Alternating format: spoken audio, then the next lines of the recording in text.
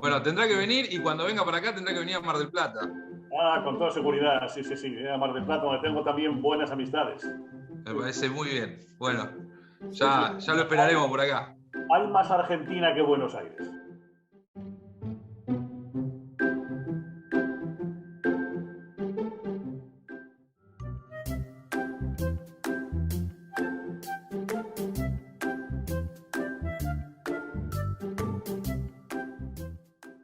Bueno, antes que nada, bienvenido, profesor Jorge Tomillo Urbina. Para nosotros es un verdadero honor y placer poder contar con su presencia en este ciclo de entrevistas preparadas por el Observatorio. En particular, en lo personal, me pone muy contento, me da mucha alegría verlo después de tanto tiempo. Hemos compartido algunas actividades académicas, yo como alumno aprendiendo de sus conocimientos, así que para mí es un placer enorme que hoy nos pueda acompañar. Así que como primer pregunta que teníamos para hacerle es, ¿qué lo llevó a especializarse en la protección de los derechos de los consumidores? Bueno, lo primero de todo, muchas gracias por la invitación. Estoy muy satisfecho. Para mí es un honor poder compartir este tiempo con personas tan cualificadas. Las conozco desde hace bastante. Hemos coincidido en eventos internacionales, ¿verdad? Y bueno, pues es una satisfacción sobre todo y una responsabilidad, porque hablar de derecho privado patrimonial en Argentina es difícil, porque es una rama del conocimiento que en Argentina se trabaja con un nivel de excelencia. Hay excelentes profesionales, con lo cual hay que medir mucho las palabras, ¿verdad? Pero intentaré hacerlo y no decepcionar a nadie. ¿Por qué me dediqué al derecho de los consumidores? Pues hace ya mucho tiempo que tomé esa decisión y yo distinguiría una doble vertiente. Por un lado, como ciudadano. Como ciudadano siempre me han generado un profundo rechazo las desigualdades sociales. Siempre. ¿eh? Me ha generado un rechazo tremendo la prepotencia de quienes se colocan en la cúspide de la pirámide, me ha generado un rechazo tremendo la displicencia, el desprecio, el menosprecio de los sectores menos favorecidos, de los sectores minoritarios, el ensañamiento con los que por circunstancias de la vida están a merced de los que han podido colocarse arriba por razones que no tienen mucho que ver con ningún mérito ni capacidad normalmente, sino con problemas de sucesión. Y pues siempre me ha suscitado un enorme rechazo, ¿verdad? La desigualdad, el abuso, el hecho de que haya personas que por razón de nacimiento tengan menos oportunidades que las otras. Y eso se ha incrementado mucho en los últimos 10, 12 años que hemos sufrido dos tsunamis terribles, ¿no? Hemos sufrido, utilizando este lenguaje que gusta tanto a los periodistas, ¿verdad? La gran recesión de 2008 y luego la gran reclusión de 2020. Todo eso ha producido unas consecuencias muy negativas en la sociedad. Se ha producido una formidable involución, derechos civiles y derechos de consumidores y derechos sociales que estaban arraigados y consolidados han retrocedido o se han esfumado y ninguno habíamos sido capaces de prever esto. Y esto supone de alguna manera una basculación tremenda hacia el pasado, hacia atrás, ¿no? Y a mí me atrae mucho, como jurista, que sería la segunda óptica, el enorme potencial transformador que tiene el derecho de consumo. Cómo puede revertir situaciones sociales de injusticia, situaciones sociales de sometimiento y puede generar una redistribución de la riqueza, puede generar un acceso a la justicia mediante la facilitación de la igualdad de armas en el proceso a los consumidores, que son un colectivo muy vulnerable, aunque numeroso, como decía el presidente Kennedy en aquel famoso y muy citado discurso, ¿no? Consumidores somos todos, sí, pero era más interesante lo que añadía. Es decir, ¿y por qué si somos tantos nos hacen tan poco caso? Porque no estamos organizados y porque los rivales que tenemos en esta teoría de juegos de sumatorio cero tienen mucha organización y mucho poder. Y me pareció siempre que, bueno, pues era posible conseguir unas conductas transformadoras de la sociedad mediante el derecho de consumo, ¿no? Y también me atrajo mucho observar cómo la contratación en masa de las grandes corporaciones había introducido una crisis en la autonomía de la voluntad. La autonomía de la voluntad funciona cuando las partes son simétricas, pero cuando son asimétricas, entonces los ordenamientos jurídicos tienen que girar el foco. Si tenemos simetría posicional, vamos a proteger el pacto porque es el resultado de la voluntad de los que contratan, pero si la posición es de asimetría, de prerrogación de cláusulas impuestas a los consumidores, entonces cambiamos el foco y lo que tenemos que proteger ya no es el pacto, porque el pacto es la voluntad del predisponente. Tenemos que proteger al adherente, al consumidor. Eso me ha traído sobre todo del derecho de los consumidores. Profesor, me gustaría consultarle sobre cómo advierte la relación actual entre los bancos y los consumidores. ¿Considera que es necesario contemplar un estatuto jurídico específico para el consumidor financiero? Sí, sin duda, es una pregunta vital porque bueno, yo he dirigido una tesis hace 2 años sobre la protección jurídica del consumidor financiero e inversionista, el inversor minorista, el inversor conservador, el inversor no profesional que aplica excedentes de renta no a viajar, sino a tener una pequeña y modesta cartera de valores, ¿verdad? Y me parece que es fundamental. Los bancos creo que son un intermediario financiero básico en las sociedades capitalistas. Esto tiene que ir por delante porque las transacciones económicas modernas, la bancarización supone un avance importante. De hecho, hasta hace poco tiempo estamos hablando de que países que iban con retraso en el ámbito de la protección de los consumidores tenían que acometer una tarea pendiente, que era la bancarización, la asignación de una cuenta corriente como un derecho fundamental. Pero en este tiempo, en los últimos 25 o 30 años, y especialmente en el tiempo que va de la gran recesión a la gran reclusión, ¿verdad? Yo estoy muy decepcionado con los bancos, me han decepcionado profundamente.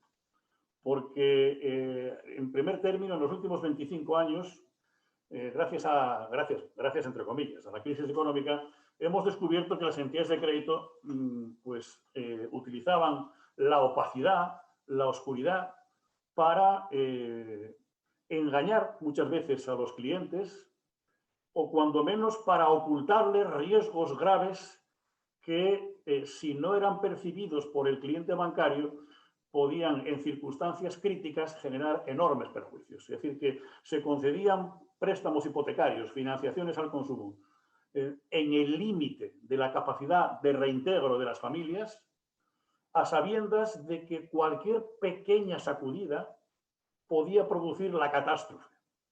Claro, lo que se produjo, y también se sabía, según declara aprobado el Tribunal de Luxemburgo, la Unión Europea, lo que se produjo no fue una pequeña sacudida, no fue un pequeño sismo, fue un terremoto, fue un tsunami.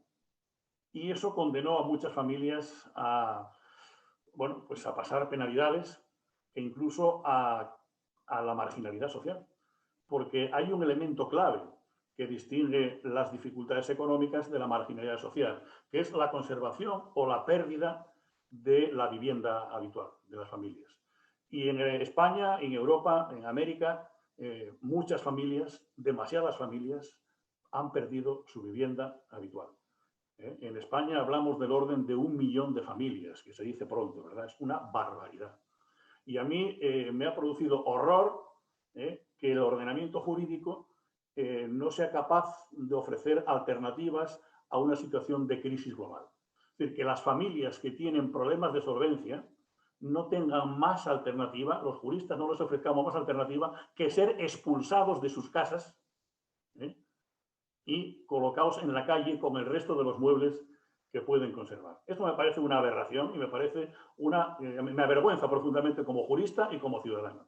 Es decir, que no hayamos sido capaces de dar respuesta a las situaciones de crisis familiar más allá del desahucio y que los bancos, me avergüenza, que hayan utilizado este recurso medieval, que es el desahucio y el lanzamiento, para abusar y para consumar sus abusos de las familias, a las cuales habían colocado en la situación mediante engaños previos o mediante ocultación de riesgos graves.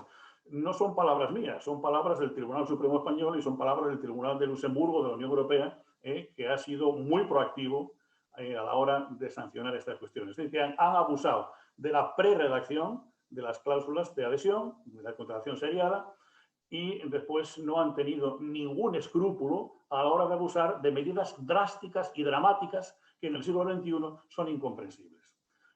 Y claro, después, ex post facto, después de la situación, las entidades de crédito han sido incapaces de reconocer su mala praxis.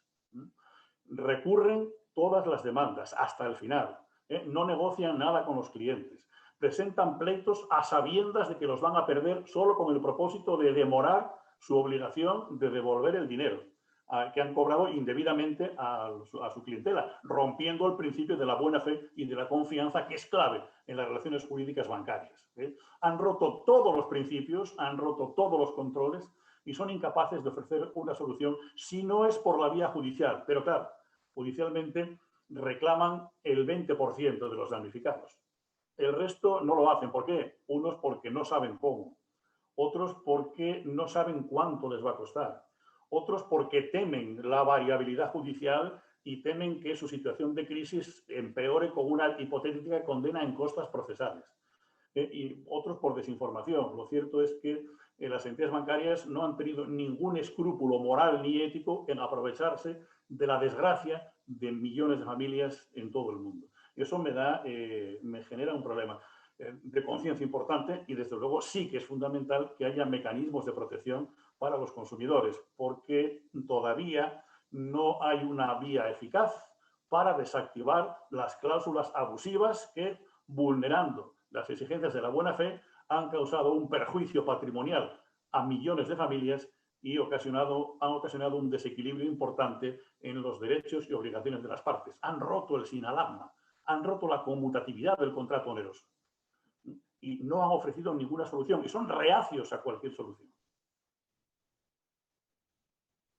Muy interesante, profesor. Gracias por su explicación. Creo que esta idea de la crisis socioeconómica de las familias es un pilar fundamental. Y yendo a un tema de enorme relevancia actual, ¿cómo observa el consumidor de productos y servicios sanitarios a partir de la pandemia del COVID-19? ¿Entiende que las normas de protección resultan suficientes, ¿no?, para contener los desafíos del contexto o todavía quedan? Sí, muy interesante la pregunta. Enlazo un poco con lo que decía antes. Para mí el problema del sobreendeudamiento no es un problema de solvencia. La solvencia es una cuestión de impotencia patrimonial. El sobreendeudamiento es compatible con situaciones de crisis más suaves. Por ejemplo, los apuros para llegar a fin de mes no tienen por qué ser reflejo de insolvencia, pero sí son reflejo de muchos problemas. Y me parece que no es un problema individual, sino que es un problema familiar y, por lo tanto, social. Y esto se traslada al tema sanitario, al tema de la salud, ¿verdad? En el tema del derecho a la salud, que hemos trabajado mucho, lo cierto es que la pandemia ha motivado una alteración muy importante de la realidad. El confinamiento, que es una medida insólita, el confinamiento domiciliario, ha generado pues, lo que se llama, lo que se ha dado a llamar el estado digital o la sociedad digital. De repente las personas descubrimos que no podemos interactuar físicamente e interactuamos como estamos haciéndolo ahora, ¿verdad?, con una herramienta electrónica. Y esto ha generado también un cambio de usos y costumbres. Al principio, cuando los ciudadanos habíamos convenido el rozar los codos como mecanismo de saludo que sustituía al apretón de manos o a los besos que las personas de origen latino damos generosamente, ¿verdad?, generosa y afortunadamente, bueno, pues al principio, cuando encontramos a alguien, teníamos que contenernos para no saludar efusivamente y chocar el codo. Pasados unos meses ya no había que contenerse. Es decir, que ya salía espontáneamente, nadie iba a estrechar la mano ni a dar dos besos. Es decir, que las costumbres se van modificando. Y la situación de pandemia nos ha puesto de relieve dos cosas.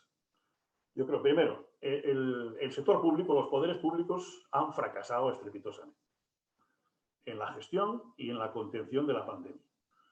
Han fracasado estrepitosamente. ¿Por qué razón? Bueno, pues han fracasado porque no han sabido, de alguna forma, dar respuesta a cuestiones que eran importantes. Se han puesto de manifiesto que algunas políticas de los gobiernos pues, perjudicaron gravemente a muchos grupos. Es decir, que se ponen de manifiesto y se acentúan desigualdades preexistentes y se crean desigualdades nuevas. Es decir, que nos hemos encontrado con el drama de las personas mayores internadas en centros de atención a largo plazo, las residencias de ancianos. El drama de las residencias de ancianos que han acumulado entre marzo y abril decenas de miles de muertos en España. Las personas con discapacidad ingresadas en instituciones especializadas. Ahí ha habido problemas importantes. Las personas sin recursos, los reclusos, el personal interno penitenciario, que ha sufrido en el azote de la pandemia en peores condiciones que nadie, ¿no? Se han visto muy perjudicados por la propagación del virus. ¿Y qué decir de los migrantes? ¿Qué decir de los refugiados? ¿Qué decir de las minorías? ¿Qué decir de los pueblos indígenas que han quedado a merced del azote de la crisis sanitaria?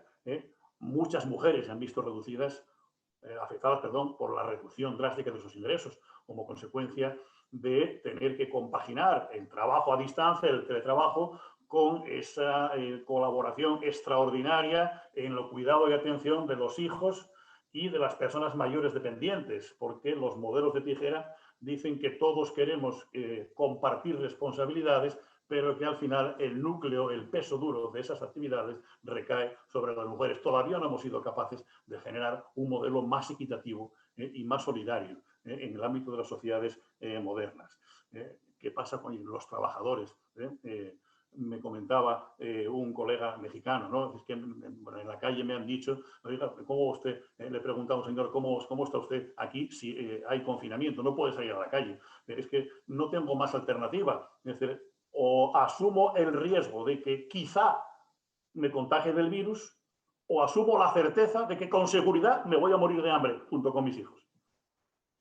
Ese drama no lo hemos sabido resolver. Y luego el sector privado, tan elogiado en muchas ocasiones, y en muchas ocasiones con razón, ¿verdad?, tampoco ha sabido estar a la altura de las circunstancias. Nos hemos sorprendido cómo las empresas privadas, algunas, desde luego, no es un concepto generalizado, acaparaban mascarillas para especular con el precio, acaparaban el gel hidroalcohólico para especular con el precio, acaparaban los equipos de protección individual regateándolos a los hospitales para alterar fraudulentamente su precio y enriquecerse de manera injusta y también ilícita. Y qué decir del espectáculo terrible de las vacunas, ¿no?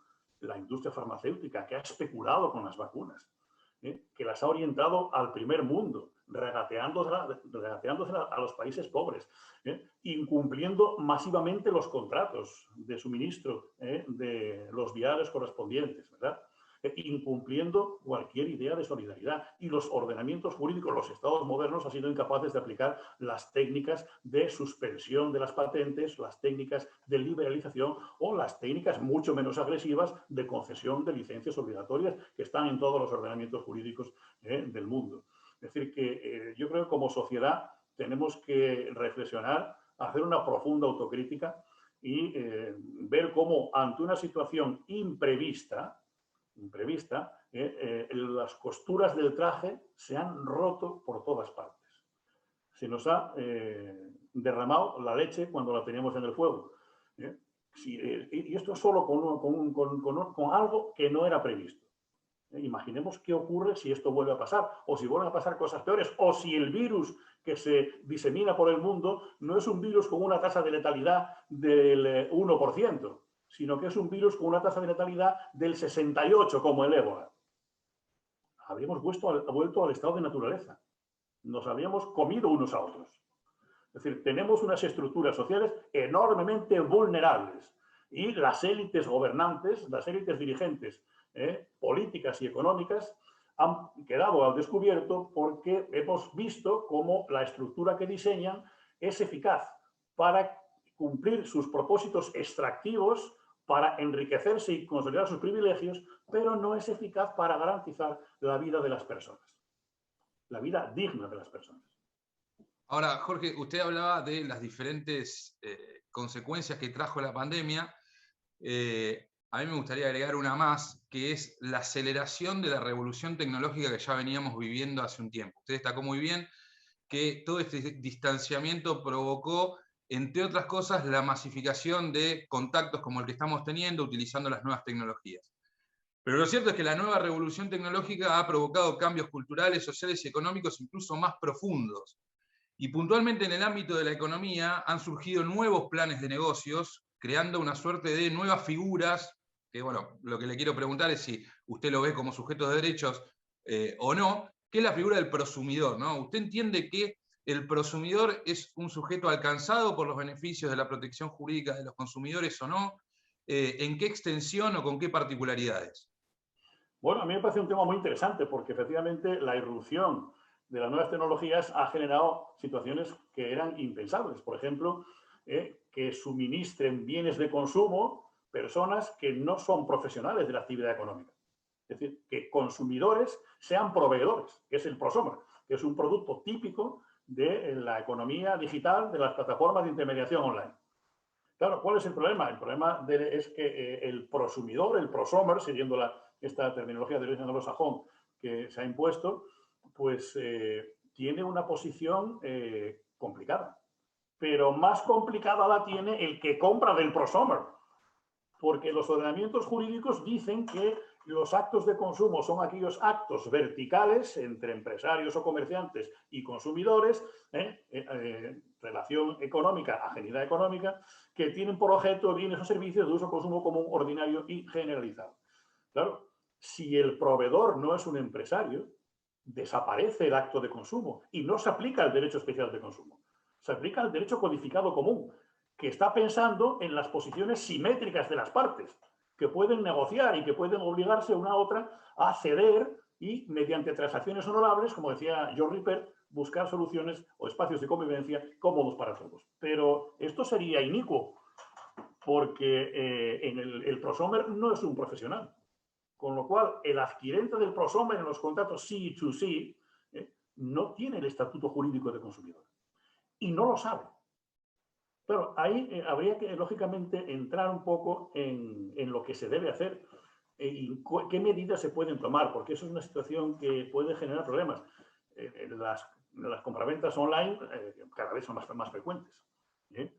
Y no hablemos, por ejemplo, de fenómenos como Amazon, cosas parecidas. Y, de hecho, veíamos cómo en la prensa europea se informaba estos días, concretamente el lunes, este mismo lunes, que había sido destapada, tengo aquí la noticia, destapada una red de 200.000 personas que publicaban reseñas falsas en Amazon a cambio de productos gratis.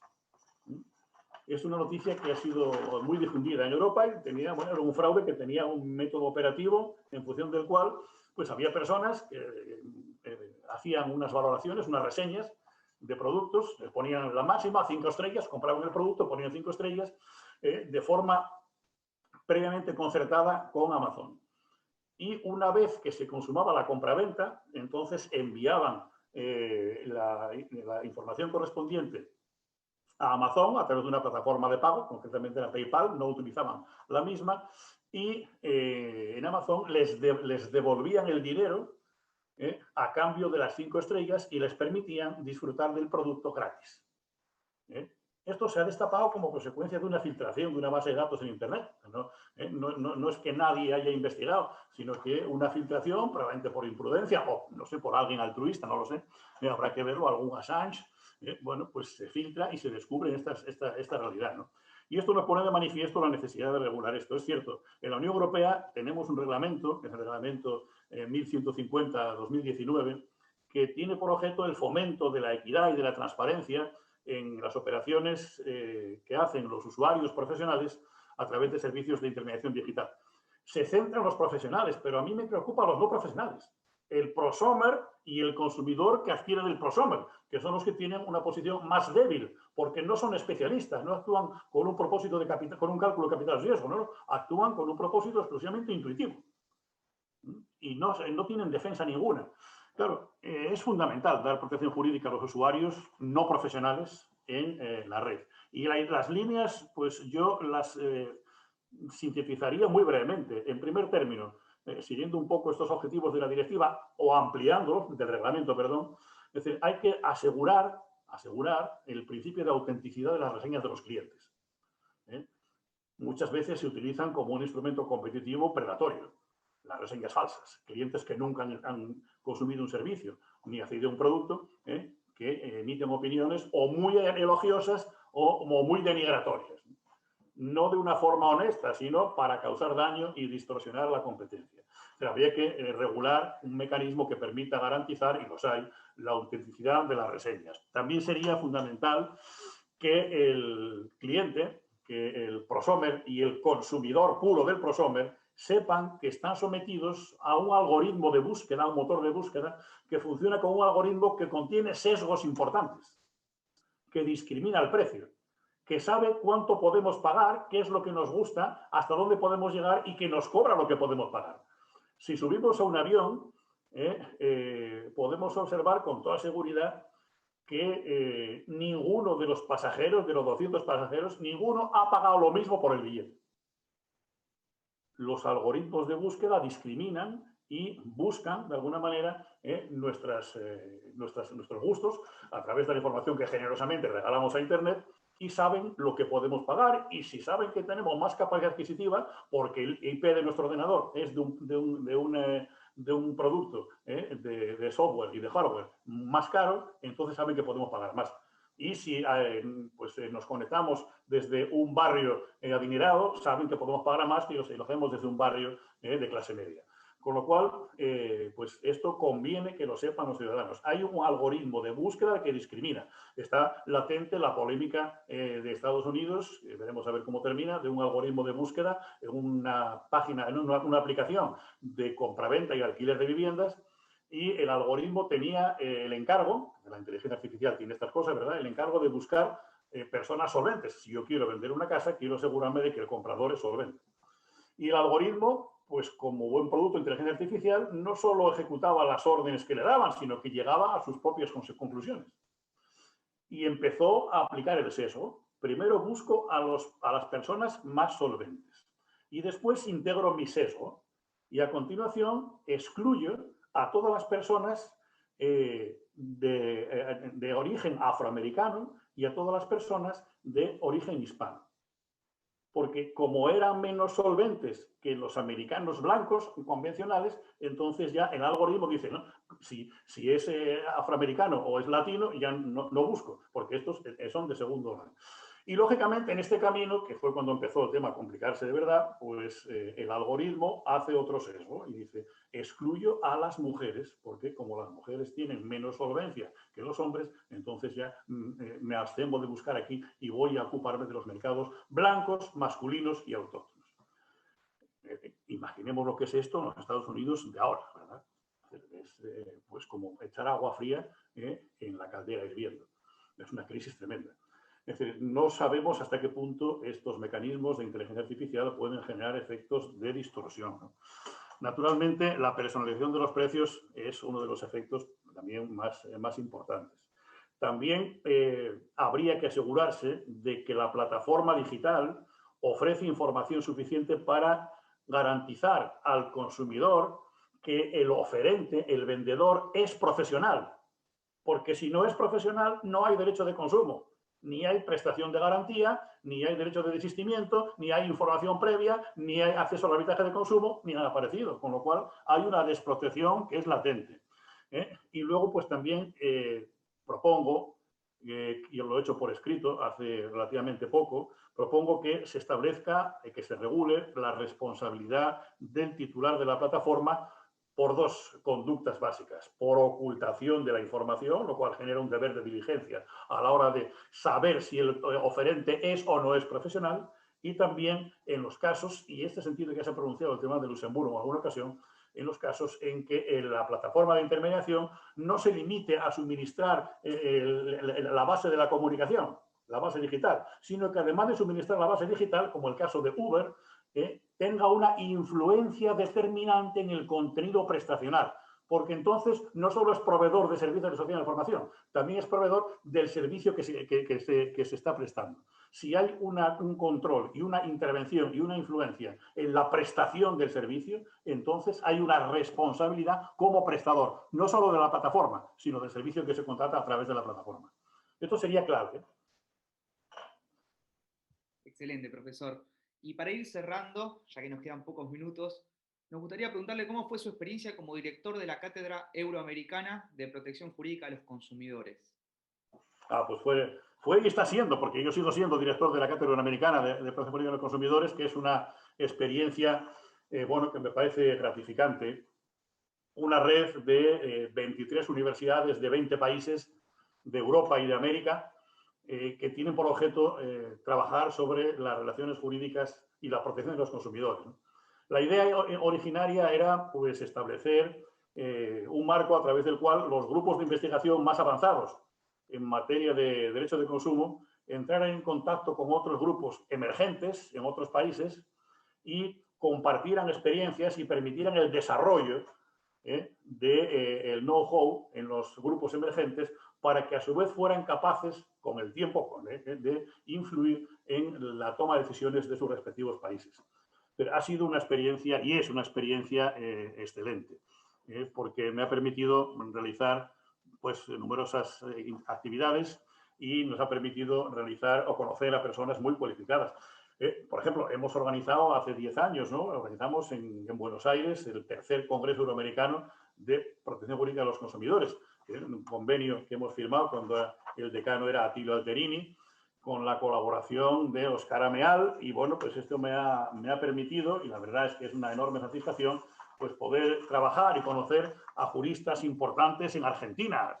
Hemos, aquel congreso que se dedicó a la memoria de un privatista importante, que era Roberto López Cabana, pues pudimos trabajar, pues, aparte de Oscar Ameal, con Gabriel Stiglitz, con Gustavo Vallespinos, con Ramón Daniel Pizarro. Hemos podido trabajar y conocer a Miguel Ángel Ciuro Caldani, que es el conocimiento caminando, ¿verdad? Una persona que siempre es digna de escuchar. Hemos podido trabajar con Lidia Garrido Cordovera, con Aida Kemmelmayer de Carlucci, con un experto en arbitraje de consumo importante, que es José Luis Laquidara, en fin, con tantos y tantos, porque la nómina de juristas argentinos de primerísimo nivel es inagotable, no podría mencionarlos a todos, ¿no? Pero sí que es verdad que hemos hecho una actividad muy importante en el tema del Congreso. Actualmente tenemos organizado un máster de comercio y consumo aquí en la Universidad de Cantabria, y este máster tiene varias formas de impartición. Una de ellas es la virtual, la impartición virtual. Y de este máster, pues lógicamente es una oportunidad importante porque hay un sistema de becas bastante amplio para que muchos estudiantes de América Latina, de otros países de Europa, pues puedan realizar el máster, no solo presencialmente, si lo desean, sino en tiempos de pandemia, pues también hacerlo de manera íntegramente virtual, con material audiovisual, con la entrega de todo tipo de materiales y soportes, con la tutorización. Y bueno, pues hemos tenido el año pasado una alumna de La Plata y hemos tenido dos profesores que han intervenido también de Argentina, que es Carlos Eduardo Tambusi y Eugenia Darquivio, que han impartido un módulo sobre la protección de los consumidores aquí con nosotros. Sería una buena oportunidad también para estudiantes que tengan interés en esta materia el poder realizarlo. Y luego nos ha permitido hacer actividades con nuestros compañeros de los grupos de los países más avanzados en materia de investigación, entre los que obviamente se encuentra Argentina. Pues hemos realizado consultorías, asistencias técnicas, por ejemplo, al gobierno mexicano, en un proyecto financiado por la Unión Europea y por el Ministerio de Cooperación Internacional, para la elaboración de unos lineamientos generales sobre arbitraje de consumo, trabajando con la Profeco, donde estuvimos algún tiempo. Hemos realizado un trabajo en la República Dominicana para la constitucionalización de la protección de los consumidores, que fue muy importante. Hemos realizado también la asesoría al Ministerio de Consumo de Bolivia para la elaboración de la vigente ley de consumidores, que fue un trabajo interesante, sobre todo el trabajo de campo con las comunidades indígenas.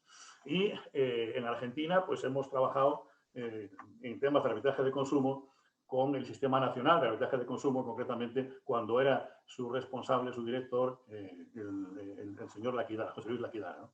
Es decir, que para nosotros ha sido un trabajo importante, y a mí me ha enriquecido muchísimo como jurista, como persona. He aprendido mucho. Es decir, yo soy un profesor muy raro porque yo aprendo más de lo que enseño, y por lo tanto, pues de estos intercambios yo soy más beneficiado que ustedes porque yo aprendo mucho más. Pero en cualquier caso es una enorme satisfacción y yo estoy seguro de que ahora, cuando mejoren las circunstancias de contexto, ¿verdad?, podremos vernos personalmente en Argentina o en España, pero seguro que con la mayor brevedad posible.